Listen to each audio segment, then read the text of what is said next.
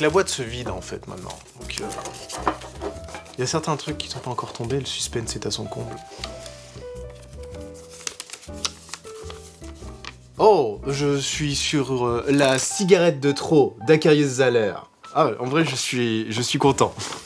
Je suis content. La cigarette de trop d'Akarius Zahler est une fiction audio qui a été réalisée en 2022, qui contient 7 épisodes pour une durée de 1h40 approximativement. C'est une saga dystopique. On va suivre 2 personnages qui sont enfermés dans une cellule, mais qui vont raconter à tour de rôle leur histoire sur comment est-ce qu'ils sont arrivés dans cette situation, et on va voir comment les histoires de l'un et de l'autre se sont imbriquées d'une certaine manière, sans être pour autant en rapport direct, quoi.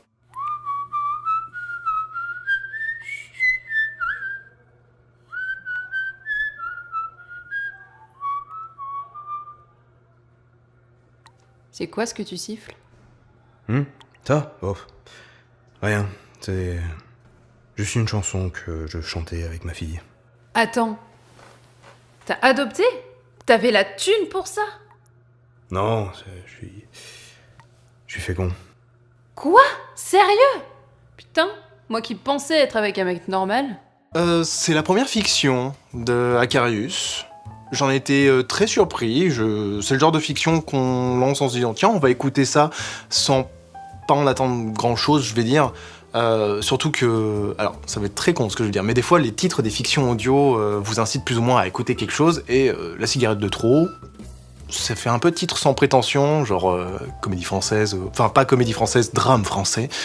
Et en vrai, j'ai été très agréablement surpris. On voit que c'est une première fiction, on sent que c'est une première fiction, que ce soit au niveau de la réalisation, que ce soit au niveau du jeu, même si, à mon sens, ça reste quand même assez efficace, assez fort. Il y a les thèmes qui sont abordés, en plus la fiction est sérieuse, du coup c'est assez...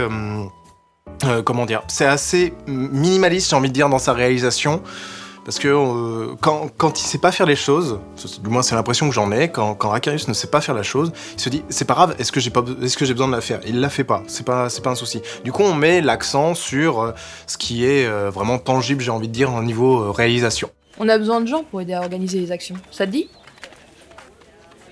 Je sais pas, j'ai aucune expérience là-dedans. Bah, il faut bien commencer quelque part, non? L'important, c'est les convictions. La situation actuelle, elle te convient vraiment? La surveillance constante? Les inégalités continues alors même qu'on a l'énergie infinie? La bétonisation qui n'en finit pas? Non, bien sûr que non. Dans ce cas, t'as rien à perdre à nous aider, non?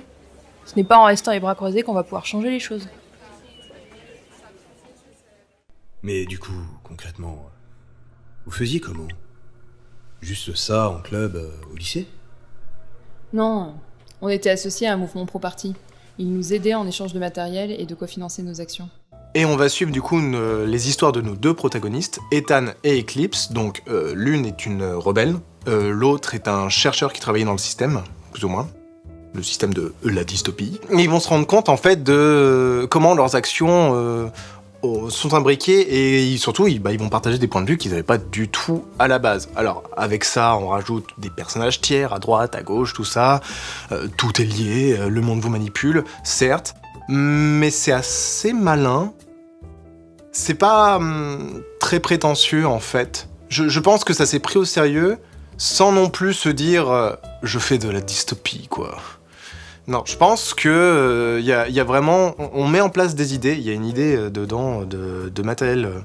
Ils ont une pompe qui leur met de la bouffe dans le bide directement, ils ont plus besoin de mâcher. Je trouve ça horrible. Moi qui adore manger, je trouve ça vraiment horrible. Et c'est une idée qui, je trouve, est super efficace. Surtout la manière dont on le présente, c'est vraiment genre... l'enfer est pavé de bonnes intentions, quoi. Ça casse pas 3 pattes à un canard, et ça n'a pas besoin de le faire, en fait. Et par conséquent, je trouve que ça se défile assez tout seul. Maintenant, les fictions sérieuses, qui se prennent vraiment au sérieux, comme La cigarette de trop, c'est pas forcément la came de tout le monde.